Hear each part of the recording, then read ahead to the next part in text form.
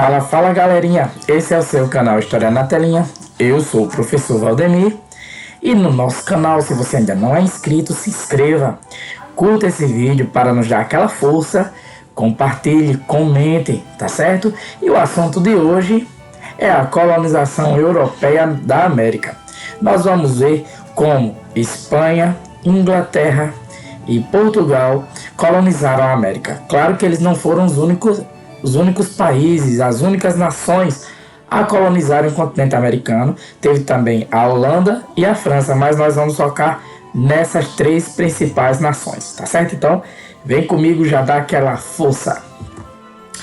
Vamos começar falando da colonização espanhola.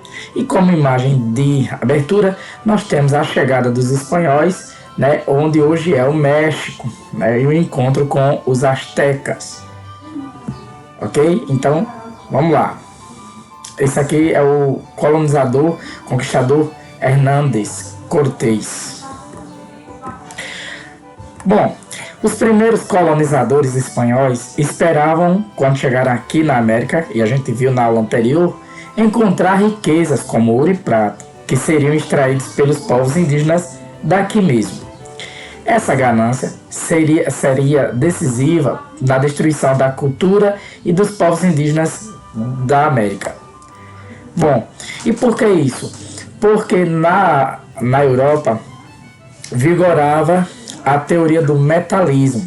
Metalismo vem de metal, que seria o acúmulo de metais preciosos, como ouro e prata, por exemplo, né, como um meio para obter recursos mais rápidos do que a produção agrícola. Ora, havia produção agrícola na Europa? Havia, só que plantar e para colher demora. Já se você tem ouro e prata, você tem um retorno mais rápido, né? É instantâneo o retorno se você tiver em mãos esses metais. E é aí que a ocupação da América começa a partir de 1519, quando Hernán Cortés chega na região do México. Era uma região dominada pelos povos, né, pelo povo asteca. E porque é bom lembrar que Cristóvão Colombo tinha chegado em 1492, né? Portanto, aí quase 30 anos antes. E só depois, cerca de 30 anos depois, é que os espanhóis vão começar a ocupar aquelas terras que eles declararam ser deles. Hernán Cortés. E qual foi o seu trajeto? Ele chegou em Santiago de Cuba em 1519 e seguiu até Veracruz, depois Tenochtitlan, a capital do Império Azteca, e fez essa rota, tá? Passando por Trujillo também.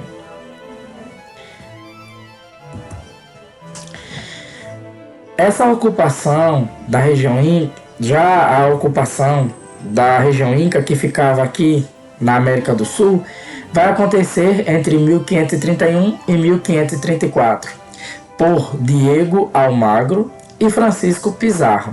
Vai ser um marco na aceleração do processo colonizador espanhol.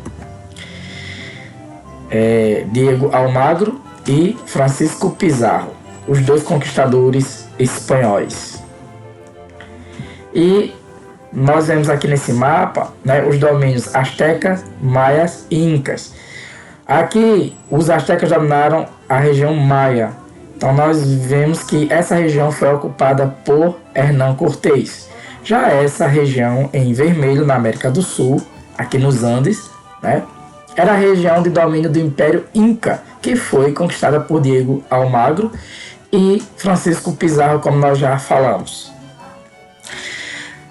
O domínio dessas regiões, né, vai se dar por meio da adoção do chamado sistema adelantado. Adelantado em espanhol é adiantado, que se dava por meio de cobrança de impostos e taxas para explorar comercialmente a região.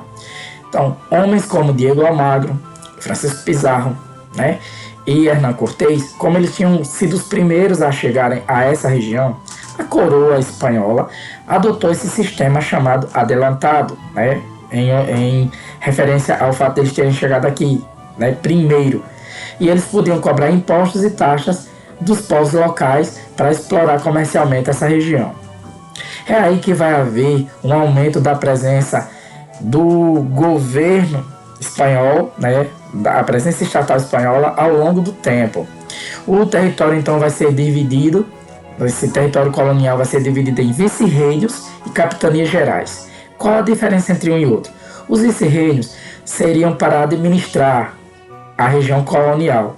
Já as capitanias gerais seriam para subsidiar, né, mandar matéria-prima para os vice-reinos e também para garantir a defesa da colônia. E aqui você vai ter um mapa que mostra onde estava cada vice-reino e cada capitania geral. Dos vice-reinos, nós tínhamos o da Nova Espanha, que hoje perfaz o México praticamente. Também tínhamos o da Nova Granada, né, aqui pertinho do Brasil. O vice-reino do Rio do Prata. E nós tínhamos, são 4 vice-reinos, com o vice-reino do Peru. E capitanias gerais nós tínhamos a de Cuba, Guatemala, Venezuela, Chile, tá certo? Então você pode ver nesse mapa aí essa divisão. A atividade econômica principal dos vice-reinos era exploração e escoamento de metais preciosos. Então eles recebiam as matérias-primas, principalmente os metais preciosos, e repassavam, mandavam para a metrópole que era a Espanha. A atividade econômica principal das capitanias gerais, por sua vez, era a produção agrícola, até abastecimento dos vice-reinos, como já foi falado. A produção agrícola ela era focada para exportação, certo? Ela visava a exportação desses produtos agrícolas. Predominância de produtos tropicais como açúcar, cacau, tabaco, milho, entre outros. A preferência espanhola pela mão de obra se dava de forma forçada pelos índios, né? Tanto é que os africanos foram pouquíssimo usados nas colônias espanholas, diferente do que aconteceu aqui no Brasil, né? Que nós vamos falar mais à frente. Havia escravos africanos, mas em menor número, como no caso de Cuba, por exemplo. E essa exploração da mão de obra forçada se dava de duas maneiras. Pela mita, que era um trabalho indígena forçado nos vice-reinos para a exploração de metais preciosos, 4 meses por ano em condições precárias. Então, era ordenado numa comunidade indígena que um determinado número de trabalhadores, não todos, né, eles fossem enviados para as minas para explorarem prata e ouro para a coroa espanhola. Depois de 4 meses, aqueles que retornassem com vida, pois alguns morriam de doenças, né, contraídas na exploração do minério ou em algum acidente, aqueles que eles retornavam e eram substituídos por um novo grupo. Então, essa daí era a mita, um trabalho forçado dos índios. E a encomienda, que vem de encomenda, certo? É o trabalho indígena forçado na produção agrícola. O encomendeiro, era o colono espanhol, podia utilizar a mão de obra indígena, mas deveria catequizar os índios, cuidar da sua alimentação e dar o básico para ele. Então, o que acontece aqui? A mita era o trabalho forçado direto para o governo, tá? Nas minas. Já a encomienda era o trabalho forçado dos índios para os colonos, né, nas terras, né, a produção agrícola. Então, o fazendeiro, que era chamado de encomendeiro, ele podia utilizar os índios como trabalhadores, desde que ele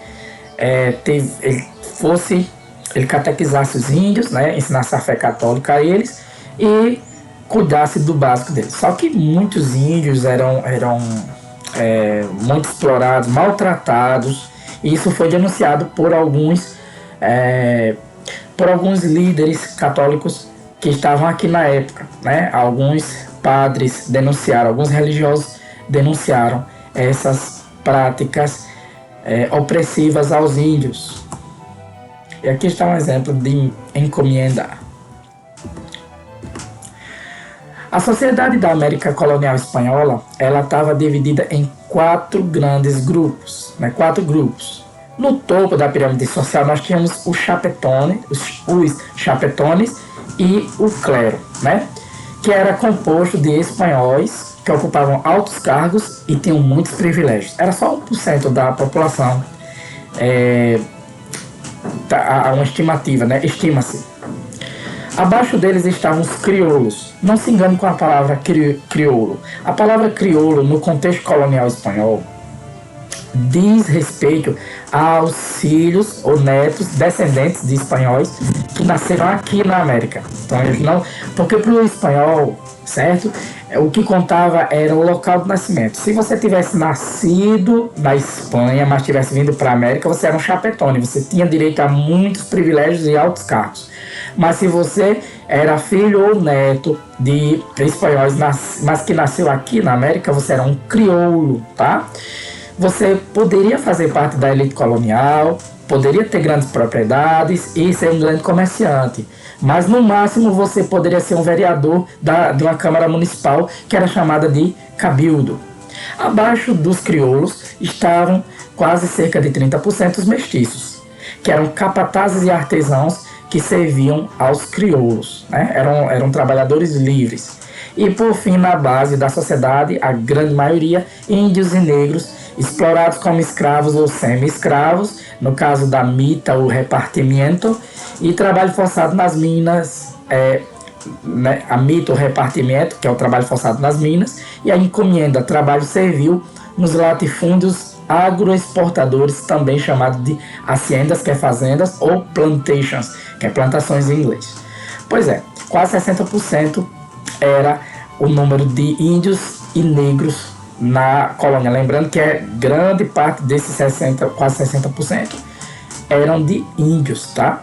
Muito poucos eram os negros em relação aos índios. Pois é, essa era a sociedade colonial espanhola aqui na América. Bom, falamos da colonização espanhola, agora vamos falar da colonização inglesa da América.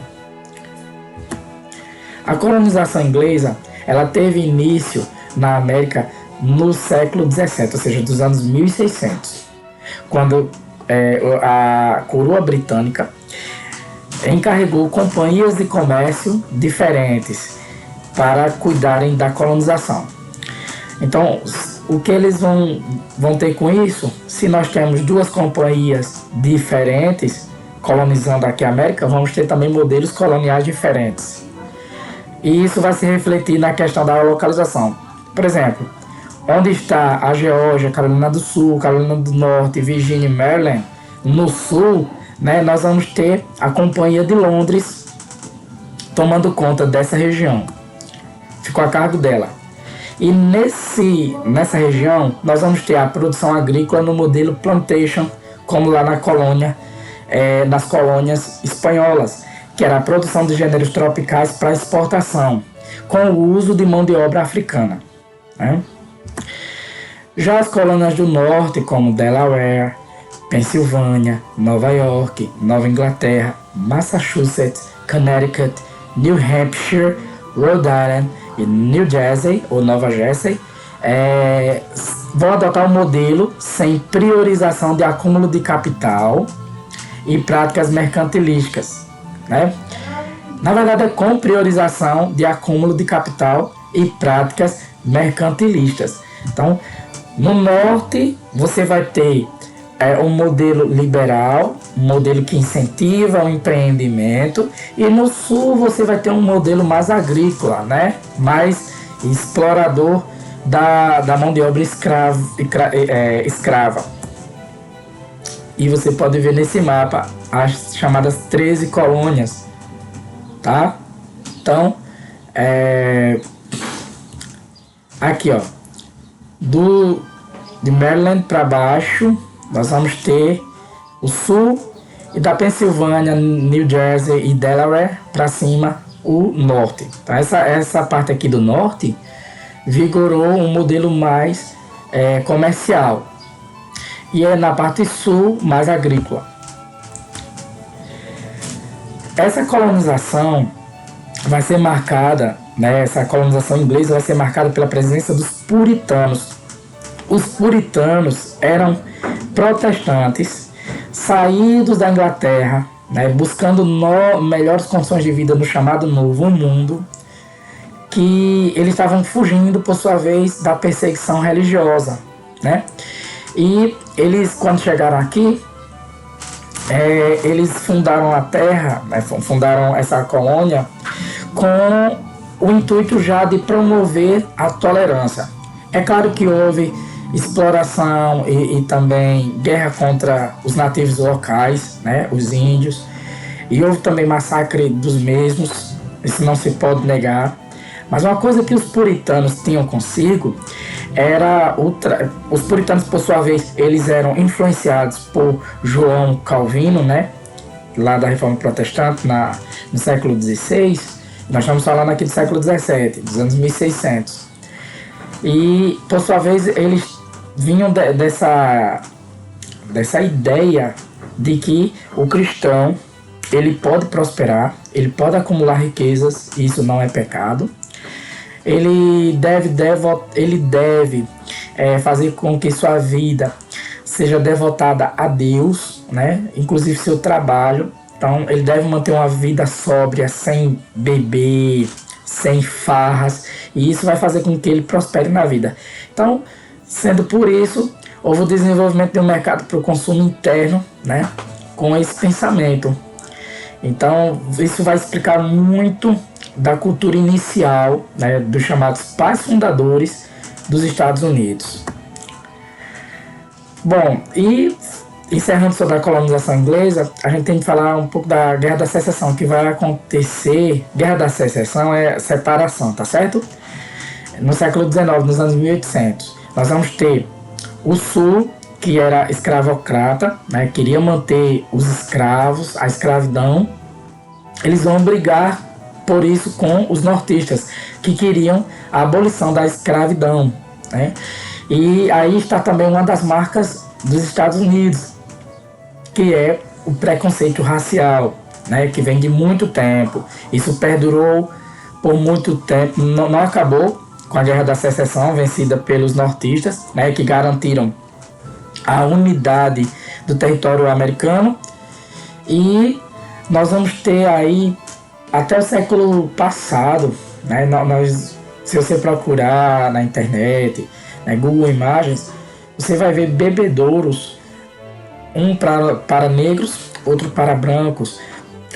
Nos ônibus você tinha os fundos reservados para os negros e as primeiras cadeiras reservadas para os brancos, e por isso vai haver muito atrito, e conflitos sociais, né, guerra civil no século XX, mas isso é outro assunto, tá certo? Então falamos aqui da colonização inglesa. Um dos filmes que vai mostrar um pouco dessa questão da colonização inglesa, né, é A Bruxa, que é um filme péssimo, tem um roteiro horrível, né, não gostei muito, mas ele mostra a família na qual é focado o filme, vai mostrar muito bem como eram os primeiros colonizadores, os primeiros colonos americanos, tá certo? Recomendo.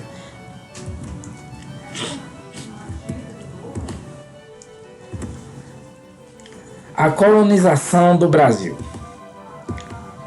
Antes de começar, vamos relembrar alguns fatos que vocês devem conhecer. Pedro Álvares Cabral partiu de Lisboa no dia 8 de março de 1500, com ele 13 navios e 1.500 homens. Chegará aqui no dia 22 de abril daquele ano. Pero Vaz de Caminha era o escrivão oficial, né, que registrava tudo que encontrasse na sua viagem, inclusive aqui no Brasil, a famosa carta escrita por Caminha tem aquela frase de: aqui a terra é tão boa que em se plantando tudo dá. Eles pensavam, assim como Cristóvão Colombo 8 anos antes, ter chegado às Índias, por isso chamaram os habitantes de índios. Os nativos chamavam aqui de Pindorama, terra de palmeiras. E o Brasil, a palavra Brasil, mais tarde, os portugueses apelidaram, chamaram essa terra aqui de Ilha de Veracruz. Pensavam, quando viram que não tinham chegado às Índias, batizaram de Ilha de Veracruz, pois pensavam se tratar de uma ilha. Quando viram que não era uma ilha, era um território muito maior, chamaram-na de Terra de Santa Cruz, ok? Sempre numa alusão à fé católica.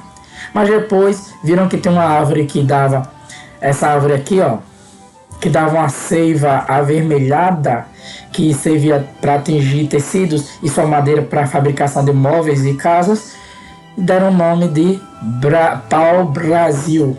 Brasil vem de brasa por conta da coloração da seiva, certo? E aí a sua abundância aqui nesse território deu o nome dessas terras de Brasil. Bom, o período pré-colonial ele vai se dar da seguinte maneira: antes dos portugueses fixarem colônias aqui. Os portugueses chegaram chefiados por Cabral no dia 24 de abril de 1500, onde hoje está Porto Seguro, na Bahia. E aí houve um encontro com os nativos locais, né, que eles chamaram de índios, pois pensavam ter chegado às Índias, e houve aquele choque de culturas, né? A cultura europeia com a cultura nativa. Aqui está Pedro Álvares Cabral. O objetivo da esquadra era chegar às Índias para firmar rota comercial com aquelas terras, comprar especiarias, né? Comprar outros produtos com preços menores e revendê-los com um alto lucro. A chegada deles, dos portugueses, teria sido de forma acidental, oficialmente. Mas outros navegadores teriam chegado aqui um pouquinho antes, entre 1497 e 1498. É o caso de Duarte Coelho e Américo Vespúcio, né? Aqui você tem um mapa que mostra algumas navegações. E os portugueses, eles foram os primeiros a se lançar no alto mar, tá? Com o objetivo de chegar a Calicut, na Índia. Não fizeram essa rota antes, porque ela era dominada pelos comerciantes genoveses e pelos muçulmanos, que eram inimigos dos católicos. Então, eles sabiam que, contornando a África, poderiam chegar até a Calicut, nas Índias. Então, o que é que eles fizeram? Tentaram com Bartolomeu Dias, que não conseguiu e retornou. Depois, eles foram com Vasco da Gama e conseguiram chegar ao seu destino. Com o retorno de Vasco da Gama e o alto lucro obtido com essa viagem, eles reinvestiram numa viagem que foi chefiada por Pedro Álvares Cabral, que acabou por descobrir uma nova terra, né, para eles, que era o Brasil futuramente. Lembrando que quando Bartolomeu Dias tenta passar pelo Cabo das Tormentas, porque as águas ali eram muito agitadas e muitas embarcações tinham naufragado, ele não consegue, mas quando Vasco da Gama consegue, o Cabo das Tormentas é rebatizado de Cabo da Boa Esperança. E conforme os portugueses eles vão passando pela África, eles vão comercializando muitas coisas, né? Vão comercializando ouro, escravos africanos, pedras preciosas, e lá na Índia vão buscar as especiarias, que eram sobretudo temperos, né, que não tinha na Europa na época. E aí a gente tem de lembrar que houve um acordo quando Portugal e Espanha se lançam. Portugal em roxo e a Espanha em amarelo, quando os dois se lançam ao grande mar, né, a exploração dos mares e encontro de novas terras. O objetivo deles, lembrando, era chegar às Índias. Portugal sabia dessa rota. Para não haver coincidência, a Espanha lança Cristóvão Colombo, que acreditava que, indo na direção oeste, ou seja, do poente, ele alcançaria as Índias. Claro, ia demorar muito mais. Só que nesse objetivo dele, nessa certeza, ele acaba alcançando a América Central, né? Ele chega no Caribe e aí ele acha que chegou às Índias e batiza primeiro os habitantes daqui de índios, certo? Isso em 1492, 8 anos antes de Cabral. Quando isso acontece, Espanha e Portugal, né, saindo para conquistar novas terras, encontrar novas terras e o caminho para as Índias, então eles fazem um acordo. Aí traçam a linha de Tordesilhas em 1490 e 1494. O que estivesse dentro dessa área aqui e fosse encontrado, né, dito como novo, pertenceria a Portugal. E fora desses limites, pertenceria à Espanha.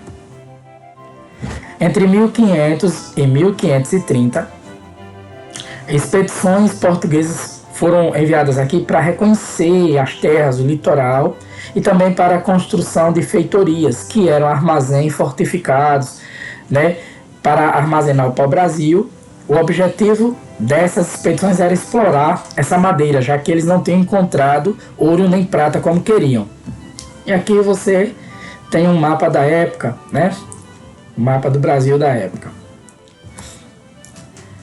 E aqui essa imagem, essa gravura vai mostrar como os índios exploravam o pau-brasil, certo? O que aqui acontece? Eles derrubavam, né, cortavam a madeira, a lenha e levavam, carregavam até as embarcações portuguesas. A exploração inicial aconteceu no litoral. Os exploradores portugueses vinham, mas voltavam logo. Houve um contato e o uso da mão de obra indígena por meio do escambo, ou seja, da troca. O que acontece? Os portugueses davam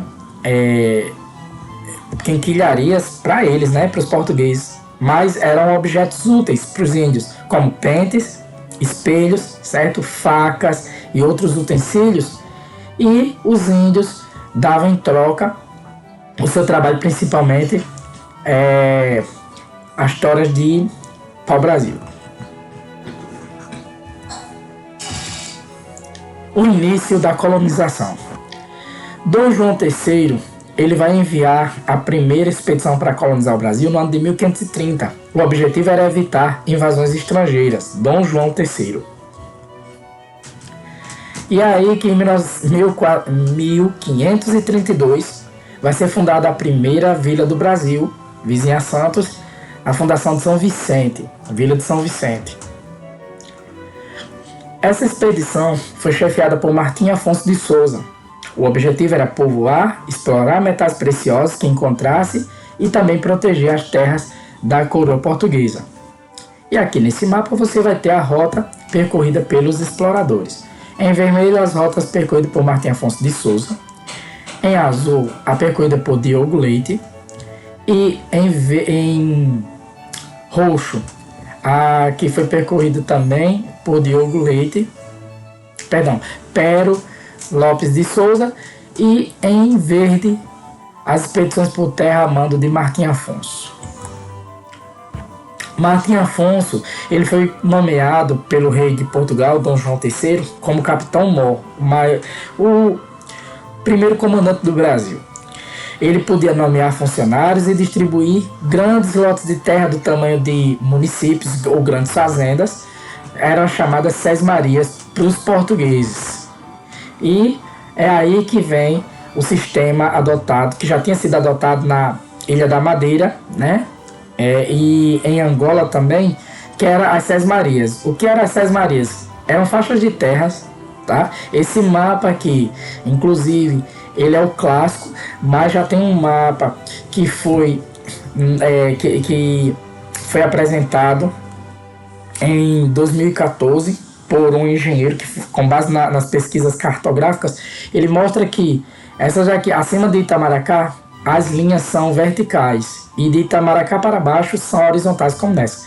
Mas enfim, eram lotes de terra distribuídos por Martim Afonso de Souza, a mando do rei de Portugal, para portugueses que quisessem investir aqui, tivessem condições de investir. Cada um ia ficar com uma grande faixa de terra, né? A chamada capitania hereditária. E por que capitania? Era essa faixa de terra grande, do tamanho de um estado. E o capitão, que era tipo governador, ele poderia passar esse cargo passava de pai para filho, por isso que era a capitania hereditária. E ele, por sua vez, doava lotes de terra menores, que eram do tamanho de municípios ou grandes fazendas, eram as sesmarias, né, para pessoas de confiança dele, que também quisessem investir aqui. Bom, as fases da colonização portuguesa vão estar relacionadas à exploração, né, produção e comercialização de algum produto. Nós vamos ter 3 fases principais, né, que nós vamos falar já já. Mas a colonização não foi pacífica. Houve o uso de mão de obra escrava indígena e africana, houve a utilização de violência para conter revoltas e a apropriação de terras indígenas, né? E aqui você tem os bandeirantes explorando a mão de obra indígena. E aqui a exploração da mão de obra africana. Pois é, depois do ciclo do pau-brasil, que foi o primeiro, né, da colonização, nós vamos ter o ciclo do açúcar, que vai do século XVI ainda até o século XVII. Não que após o século XVII a cana-de-açúcar deixasse de ser, né, produzida aqui no Brasil. Não foi, mas deixou de ser o principal produto brasileiro. A produção em grande escala aconteceu, né, do açúcar aconteceu no Nordeste brasileiro. E por que no Nordeste brasileiro? Por conta do terreno fértil, por conta do clima tropical, certo? E essas condições foram favoráveis ao investimento português aqui no território. E o principal mercado consumidor era a Europa. O açúcar era exportado para ser consumido na Europa. E nesse mapa você vai ter as concentrações dos engenhos, certo? Aqui ao norte do Nordeste, né? Na região de Natal, Paraíba, Olinda, Recife, Porto Velho, Penedo, nós tínhamos 66 engenhos. Nessa região entre Penedo e Cachoeira, Salvador, nós vamos ter 36 engenhos. Ilhéus, Porto Seguro, cerca de 4. Vitória, 6. De Campo de Goytacazes ao Rio de Janeiro, 3 engenhos principais, né? E São Paulo, São Vicente e Santos com 4 engenhos. Como vocês podem ver, o Nordeste concentrava mais de 106 engenhos na época. E aqui você tem um trabalho de um engenho colonial. Aqui outra forma de extração do caldo da cana, do qual se faz o melaço, né? Que esse caldo vai ser levado ao fogo, ele é cozido, aí quando ele engrossa, vira o melaço, então ele passa por uma peneira, aí se extrai, né, o açúcar, os grãos de açúcar, né? Não é os grãos de açúcar, perdão. Mas enfim, grão de açúcar, desculpa, grão de areia, grão de açúcar. Que às vezes a gente se perde nas palavras. Aí passa por uma peneira, deixa-se ele apurando, tira-se as impurezas desse açúcar e depois de um tempo ele estaria pronto para ser ensacado e vendido. E aqui você tem como era um engenho. Inicialmente o engenho era só o local onde, né, o equipamento onde se moía as canas. Com o passar do tempo, o engenho virou toda a propriedade, né? Desde a casa grande, onde moravam o senhor de engenho, ao canavial, onde era plantado o canavial, onde era plantado a cana-de-açúcar, onde era plantada. Também o engenho onde ficava o moinho e todos os outros equipamentos, fornalha e tudo mais, e também a senzala, a habitação dos escravos. Inclusive, senzala vem do idioma banto, que quer dizer comunidade. Tudo indica que esse nome tenha sido dado mesmo pelos escravos africanos, tá certo? E mais uma ilustração que vai mostrar como era o engenho, né? Casa grande, o canavial, as roças, a moenda e a senzala, onde dormiam os escravos. Houve um enriquecimento dos donos de engenho e da corte portuguesa com o açúcar, né? E houve também o uso de mão de obra escrava africana.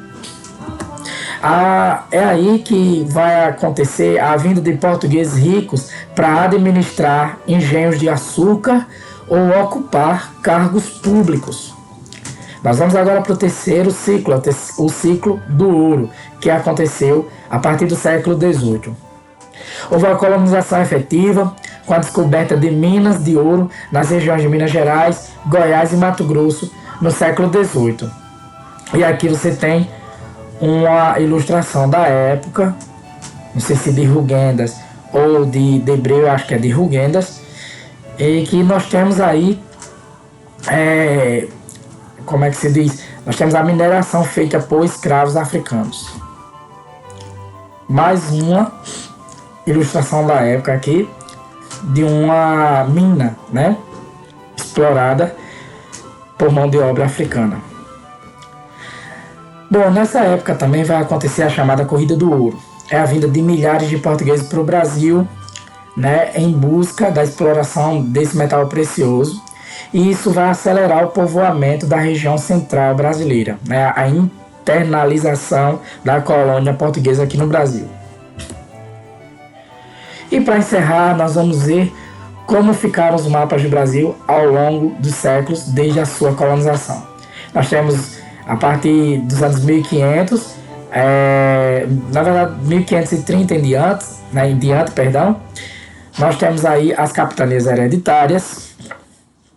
A partir de 1709, nós temos o mapa já tomando sua forma, né? Mas com poucos estados imensos, como vocês podem ver: Grã-Pará, Maranhão, Pernambuco, Bahia, Rio de Janeiro, São Paulo, São Pedro. Em 1789, esse mapa já vai tomando a forma semelhante à que tem hoje. Outros estados surgem, como vocês podem ver, é o caso de Minas Gerais, né? De Goiás e do Espírito Santo. Aí em 1822, que é a data da independência do Brasil, nós vamos ter um mapa bem mais semelhante, surgindo ali onde era Pernambuco, o Ceará, Rio Grande do Norte e Pernambuco, Paraíba, e Alagoas, né? E também nós vamos ter a anexação da região da Cisplatina, que hoje é o Uruguai, que é perdida depois, tá? Por uma revolta. 1889, que é o mapa já da época da proclamação da República, como vocês podem ver, um pouco semelhante ao que nós temos hoje. 1943, o mapa brasileiro, bem parecido, mas com algumas diferenças, né? O Mato Grosso não está dividido, Mato Grosso do Sul e Mato Grosso. Goiás não foi dividido ainda para criar o Tocantins. E alguns estados, aqui você vai ter alguns territórios é o caso de Guaporé, que é Roraima hoje, né? Perdão, Rondônia. Roraima é onde hoje também, aqui no mapa você pode ver que é Rio Branco, mas é Roraima hoje. E nós vamos ter alguns territórios como Iguaçu e Ponta Porã, que não existem hoje. E finalmente o mapa de hoje, com os 26 estados, incluindo aí o 27º Distrito Federal.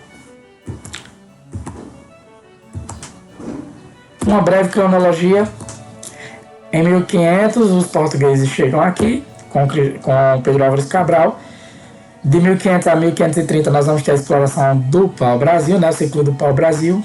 A partir de 1530, nós vamos ter a colonização, início da colonização. Entre 1530 e 1600, o ciclo da cana-de-açúcar. Entre 1600 e 1700, o ciclo do ouro.